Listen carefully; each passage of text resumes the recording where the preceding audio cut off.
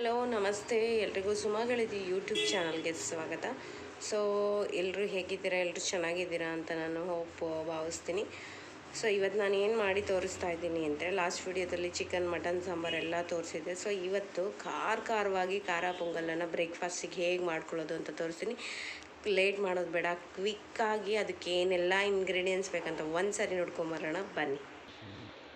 So ನೋಡಿ, ನಾನು ಅದಕ್ಕೆ 3 ಗ್ರೀನ್ ಚಿಲ್ಲಿಯನ್ನು ತೊಗೊಂಡಿದ್ದೀನಿ, ಉದ್ದಕ್ಕೆ ಹೆಚ್ಕೊಂಡು ಇಟ್ಕೊಂಡಿದ್ದೀನಿ. ಒಗ್ಗರಣೆ ಕರಿಬೇವು, ಒಂದು 3ರಿಂದ 4 ಗೋಡಂಬಿ, ಕೊನೆಗೆ ಹಾಕೋದಕ್ಕೆ ಕೊತ್ತಂಬರಿ ಸೊಪ್ಪು, 5ರಿಂದ 6 ಮೆಣಸು, ಸ್ವಲ್ಪ ಜೀರಿಗೆ, ಸ್ವಲ್ಪ ಶುಂಠಿಯನ್ನು ನಾನು ಅಂದರೆ ತುರಿದು ಇಟ್ಕೊಂಡಿದ್ದೀನಿ.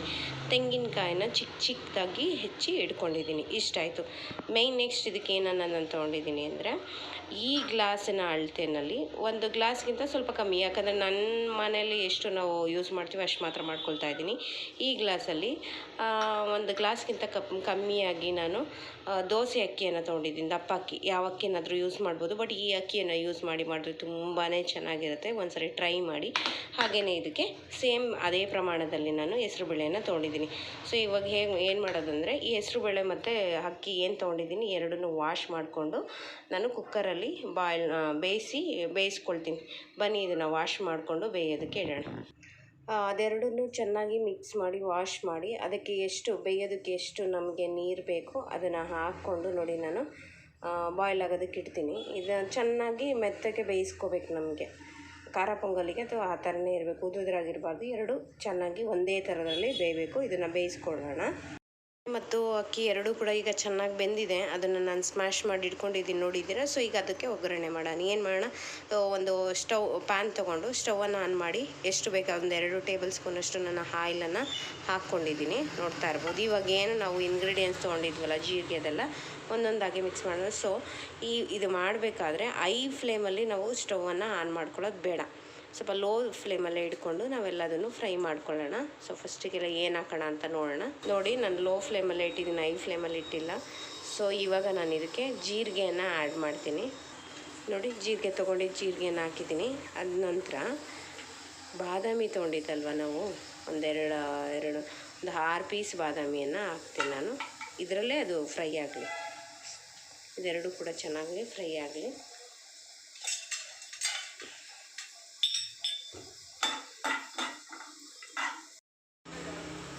ನೋಡಿ, ಬಾದಾಮಿ ಎಲ್ಲ ಫ್ರೈ ಆಗಿದೆ. ಸೊ ಈಗ ನಾನು ಇದಕ್ಕೆ ಕರಿಬೇವು, ಮೆಣಸಿನ್ಕಾಯಿ ಹಾಕ್ತಾಯಿದ್ದೀನಿ ತೊಗೊಂಡಿದ್ನಲ್ಲ. ಈ ಮೆಣಸಿನ್ಕಾಯಿ ಖಾರ ಎಲ್ಲ ಎಣ್ಣೆನಲ್ಲಿ ಚೆನ್ನಾಗಿ ಬಿಡ್ಕೋಬೇಕು. ಆನಂತರ ಮೆಣಸು, ನಾನೇನು ಮೆಣಸು ತೊಗೊಂಡಿದ್ದೆ ಅದನ್ನು ಕೂಡ ಹಾಕ್ತಾಯಿದ್ದೀನಿ. ಹಾಗೆ